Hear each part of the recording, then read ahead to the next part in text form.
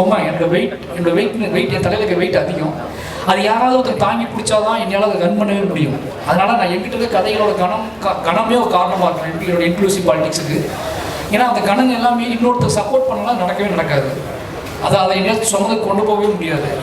ரஞ்சித் அண்ணா வந்து அப்படி ஒரு ஆள். ஆனால் அவர் அவ்வளோ கோபமாக, அவ்வளோ என்ன சொல்கிறது, தன்னோட தான் நம்பக்கூடிய அரசியலை, தான் நம்பக்கூடிய விஷயங்களை காத்திரமாக பேசினா கூட வேற ஒரு பாயிண்ட் ஆஃப் வியூவில் ஆட்கள் நேசிப்பார். மாரி செல்வராஜை வந்து அவர் நேசித்த விதம்னு எனக்கு தெரியும்.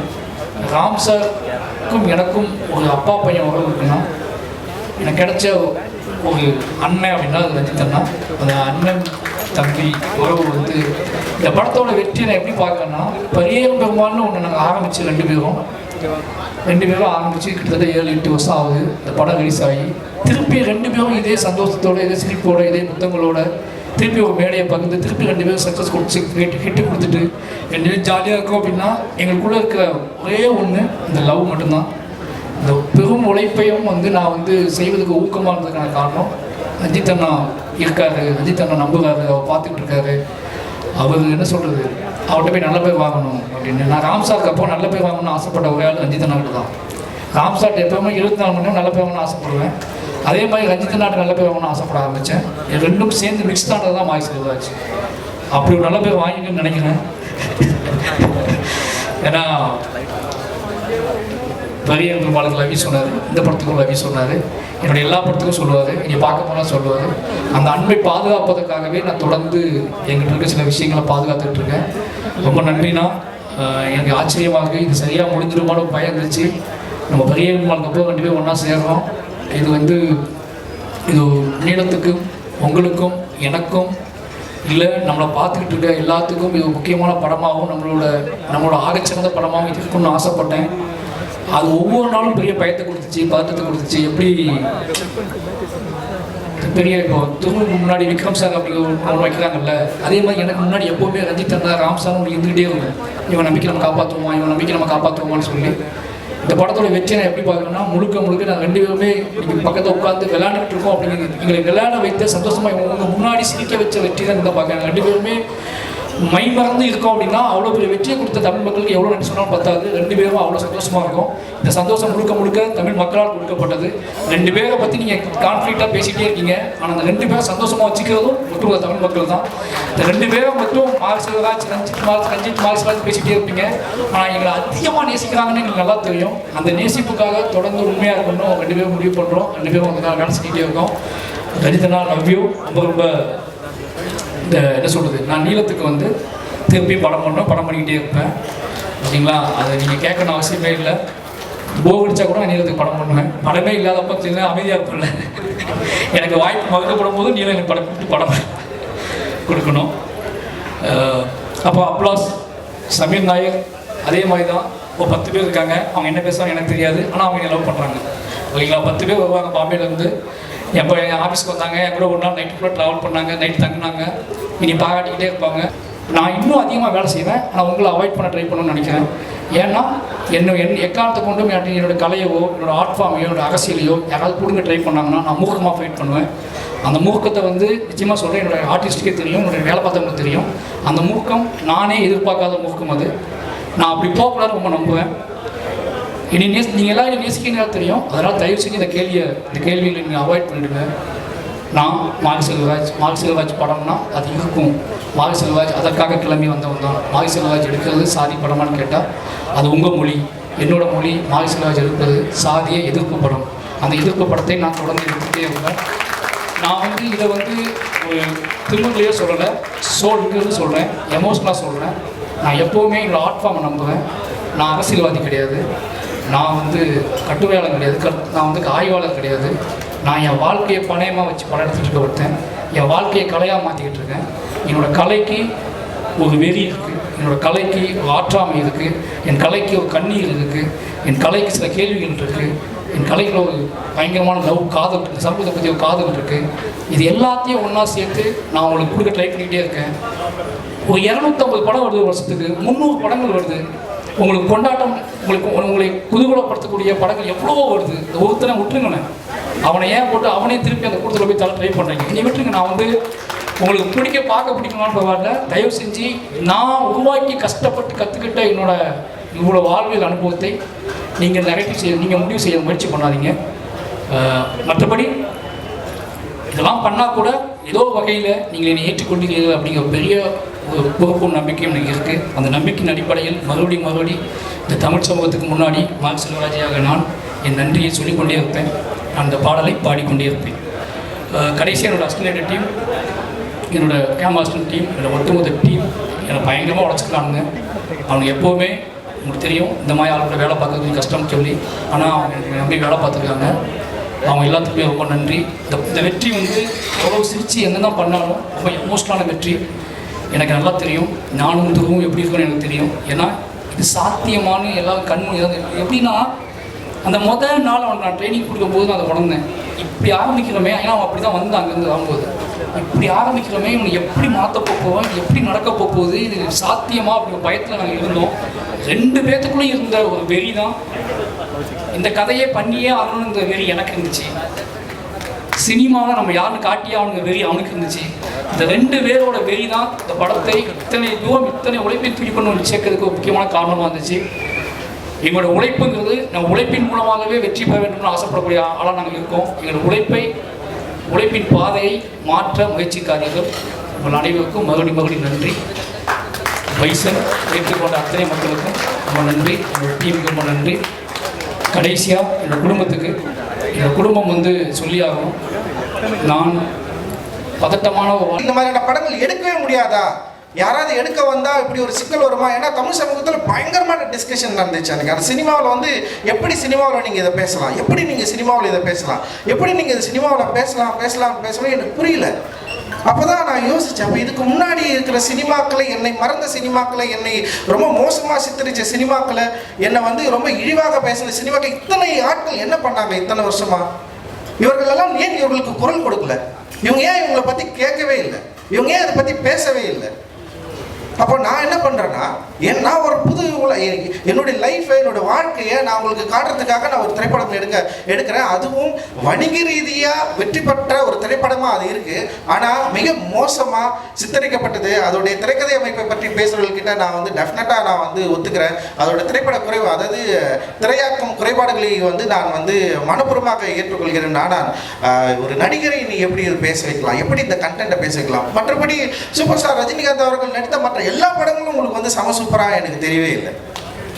உண்மையிலே எனக்கு பயங்கர குழப்பம் வந்தது. ஆனால் நல்வாய் பார்க்க திரும்பவும் வந்து சூப்பர் ஸ்டார் ரஜினிகாந்த் அவர்கள், நான் கபாலி படம் நல்லா இயக்குனன்னு அவர் நம்பினார். அந்த படம் ரொம்ப நல்ல படம்னு அவர் நம்பினார். அந்த படம் மிகப்பெரிய வெற்றி படம் நம்பி எனக்கு வந்து திரும்பவும் காலான்ற ஒரு படம் கொடுத்தாரு. இந்த நேரத்தில் நீங்கள் நல்லா யோசிக்கலாம், இப்படி ஒரு நடிகர் திரும்பவும் ஒரு இயக்குனரை கூப்பிட்டு ஒரு படம் பண்ணுன்னு சொல்கிறப்போ, அந்த இயக்குனர் வந்து இந்த சமூகம் வந்து பிளாஸ்ட் ஆகி பயங்கரம் விமர்சித்து பிறகும் நான் ஏன் காலான்னு ஒரு படம் எடுக்கணும்? இப்போ அந்த காலா படம் எடுக்கிறது மூலமாக நான் என்ன சொல்ல ட்ரை பண்ணுறேன்? இந்த சமூகத்தில் என்ன நரேஷன் நம்ம கிரியேட் பண்ணுறோம்? ஒரு நில உரிமையை பற்றி அவர் வச்சு நான் பேசுவேன். ஒரு பெரிய ஸ்டார் எனக்கு கிடைக்கிறாரு. அந்த பெரிய ஸ்டாரை வச்சு நான் திரும்பவும் ஏதோ ஒரு கமர்ஷியலான ஒரு படத்தை எடுத்து நான் வந்து என்னுடைய லைஃப் ஸ்டைலில் வந்து மாற்றிக்கக்கூடிய பெரிய படங்களை சம்பாதிச்சு நான் போயிருக்கலாம். பட் ஆனால் நான் என்ன ட்ரை பண்ணுறேன்னா, திரும்பவும் வந்து சூப்பர் ஸ்டார் ரஜினிகாந்தை அவர்களை வைத்து நிலமற்ற மக்களுக்கு நில உரிமையை கோருதலை பற்றி ஒரு விஷயத்தை வந்து நான் பேச நான் ட்ரை பண்ணுறேன். பட் அந்த டைமில் பல்வேறு சூழல்கள் இருந்தது. பட் திரும்பவும் வந்து அதே தான், நீ வந்து ராவணனை எப்படி ஹீரோவாக காட்டலாம் அப்படின்னு ஒரு பெரிய டிஸ்கஷன் கிரியேட் ஆச்சு. ஸோ நல்லா ஞாபகம் இருக்குது, ஒவ்வொரு படமும் ரிலீஸ் ஆனது பிறகு வெற்றி தோல்வியை விட இந்த சமூகம் இதை மாஸ்டரோட அந்த ஃபைட்டர்ஸ் எல்லாருக்குமே நான் ஒரு பெரிய நன்றி சொல்ல விரும்புகிறேன். ஏன்னா எல்லோரும் வந்து ஒரு பயங்கரமான உழைப்பு போட்டு இந்த படத்தில் நடித்தாங்க. அவங்க வந்து எந்த ஒரு எதிர்பார்ப்பு இல்லாமல் ரொம்ப கஷ்டப்பட்டு ஒர்க் பண்ணாங்க இந்த படத்தில். அண்ட் இந்த படம் பொறுத்த வரைக்கும் ஃபைட்டர்ஸ் எல்லோரும் வந்து உண்மையாக அடி வாங்கினாங்க, என்னையும் அடித்தாங்க. ஸோ எல்லாம் வந்து ரொம்ப இயல்பாக பண்ணோம். அண்ட் அதுக்காக அவங்களோட சப்போர்ட் எனக்கு ரொம்ப தேவையாக இருந்துச்சு. ஸோ மாஸ்டர் உங்களுக்கும் உங்களோட ஃபைட்டர்ஸுக்கும் நான் ரொம்ப பெரிய நன்றி சொல்ல விரும்புகிறேன். பசுபதி சார் வந்து நான் முதல் நாள் ஸ்பாட்டில் பார்க்கும்போது அந்த ஏர் ஓட்டுற சீன் தான், அந்த ஏர் ஓட்டுற காட்சி தான் ஃபஸ்ட்டு எடுத்தோம். அவரை பார்த்த உடனே நம்ம சினிமாவில் பார்த்து ஒருத்தரை நேரில் பார்க்கும்போது ஒரு பெரிய பிரமிப்பு ஒன்று இருக்கும் இல்லையா. ஃபஸ்ட்டு அவர்கிட்ட நான் என் வாழ்க்கையில் நான் அவர்கிட்ட அதை அனுபவித்தேன். ஆனால் அதுக்கப்புறம் என்னை ரொம்ப கம்ஃபர்ட் ஆக்கி என்னை நிறைய கைட் பண்ணி எனக்கு நிறைய பாடம் சொன்னார், சொல்லி கொடுத்தாரு. பசுபதி சார், நான் முன்னாடி சொன்ன மாதிரி நீங்கள் ஒரு பெரிய லெஜெண்ட். இந்த படத்தில் நீங்கள் எங்கள் அப்பாவை நடிச்சது ரொம்ப நன்றி சார். ஆடியன்ஸ்க்கு இந்த படத்தில் உங்களுக்கு ரொம்ப பிடிச்சிருக்கு and very happy sir. Nivas வந்து ரொம்ப குவைட்டான ஆள், ஆனால் மியூசிக்கில் பூந்து விளையாடுறாரு. நம்ம படத்தில் ஒரு செம்ம ஆல்பம் ஒன்று கொடுத்துருக்காரு. வாழ்த்துக்கள் Nivas. And Ranjith sir, thank you so much sir. நீங்கள் என்னை எப்படி நம்பினீங்கன்னு தெரில, ஆனால் எனக்காக இந்த மாதிரி ஒரு படம் மாரி சாருக்காக நீங்கள் கொடுத்துருக்கீங்க. உங்களோட நம்பிக்கைக்காக ரொம்ப நன்றி சார். முதல் வாட்டி இந்த படம் ஆரம்பிக்கிறதுக்கு முன்னாடி உங்களோட ஆஃபீஸில் உங்களை மீட் பண்ணேன். அப்போது தங்கலானில் அப்பா இவ்வளோ பண்ணார், என்ன மாதிரி வேலை பார்ப்பாருன்றது வந்து நீங்கள் என்கிட்ட சொன்னீங்க. அதை வந்து நான் மைண்டில் ஓட்டிகிட்டே இருந்தேன் சார். Thank you sir. அதுக்கப்புறம் அமீர் சார், நான் படம் பார்த்ததுக்கப்புறம் உங்களோட கேரக்டர் வந்து எனக்கு ரொம்ப பிடிச்சி போச்சு சார். கேமராமேன் எழுதண்ணா கிட்ட நான் கேட்கும்போது அந்த ஒரு சீனில் வண்டியிலேருந்து நீங்கள் கையை நீட்டி அந்த கத்தியை பிடிப்பீங்க இல்லையா சார், அதில் வந்து நிறைய நெருப்பெல்லாம் இருக்கும், நீங்கள் பயங்கர ரிஸ்க் எடுத்து பண்ணீங்கன்னு சொன்னாங்க அவங்க. அது வந்து எனக்கு ஒரு பெரிய ஆச்சரியம் ஒன்று கொடுத்துச்சு சார். நீங்கள் வேறு level sir. I love you so much. நீங்கள் பண்ணுற ஸ்டண்ட் சீக்வன்சஸ், நீங்கள் எடுக்கிற ரிஸ்க், நீங்கள் போடுற உழைப்பு எல்லாமே வந்து எனக்கு ஒரு பெரிய inspiration sir. Thank you. Rajisha, thank you. எனக்கு ஒரு பெரிய சப்போர்ட்டாக இருந்திருக்கீங்க இந்த படத்தில். Aditi, thank you so much. போன மேடையில் உங்களை பற்றி நான் பேச மறந்துட்டேன். அதித்தி வந்து எனக்கு இந்த பயணத்தில் ஒரு பெரிய பில்லராக இருந்திருக்காங்க, எனக்கு ஒரு பெரிய சப்போர்ட்டாக இருந்திருக்காங்க. So thank you so much Aditi. 5 star Senthil sir, thank you so much sir. இந்த மாதிரி ஒரு பெரிய டிஸ்ட்ரிபியூஷன் கம்பெனி என் படத்தை மக்கள்கிட்ட போய் சேர்த்ததுக்கு ரொம்ப நன்றி சார். மதன் சாருக்கும் எனக்குள்ளே ஒரு செம்ம கெமிஸ்ட்ரி ஒன்று இருந்துச்சு ஸ்பாட்டில். அண்ட் அது வந்து படத்தில் ட்ரான்ஸ்லேட் ஆகலை நினைக்கிறேன். அவர் ஒரு செம்ம ஆக்டர். அண்ட் அவரோட நடித்த எல்லா காட்சிகளும் நான் ரொம்ப என்ஜாய் பண்ணி நடித்தேன். Thank you Madan sir. எழிலண்ணா வந்து எனக்கு ஒரு பெரிய சப்போர்ட் ஆக்சுவலாக. முதல்ல இந்த ஜேர்னி ஆரம்பிக்கும் போது நானும் அவரும் தான் மாரி சார் ஆஃபீஸில் உட்காந்து வாழையை பார்த்தோம். பேக்ரவுண்ட் மியூசிக்லாம் இல்லாமல் ரஃப் கட்டு பார்த்தோம். ஸோ நம்மளோட பயணம் வந்து அங்கே ஆரம்பிச்சிது. அவர் வந்து இந்த படத்தில் இருந்ததில் எனக்கு ஒரு பெரிய சந்தோஷம். ஏன்னா அவரோட ஒர்க் வந்து எல்லோரும் அதை பற்றி பேசுகிறாங்க. நான் அவருக்கு ஒரு பெரிய ஃப்யூச்சர் இருக்குது. அண்ட் ஹோப்ஃபுல்லி சூன் நானும் நீங்களும் ஒரு படத்தில் ஒர்க் பண்ணோம். அண்ட் அண்ணா ஃபோட்டோகிராஃபருக்கு ரொம்ப நன்றி சொல்ல விரும்புகிறேன். அவர் வந்து பயங்கரமாக இன்டென்ஸாக ஒன்று எடுத்துகிட்டு இருக்கும்போது அதை கட்டுன்னு சொன்னோடனே நான் அங்கேயே நிற்க வச்சு ஃபோட்டோஸ்லாம் எடுப்பார். ஸோ எல்லா விஷயமும் செம்மையாக கேப்சர் பண்ணார். Thank you sir. அண்ட் இந்த நேரத்தில் கண்ணகி நகர் கார்த்திகாவுக்கு நான் ஒரு வாழ்த்துக்கள் சொல்ல விரும்புகிறேன். இப்போ நான் அவங்க கோல்டு மெடல் ஜெயிச்சிருக்காங்க. So thank you.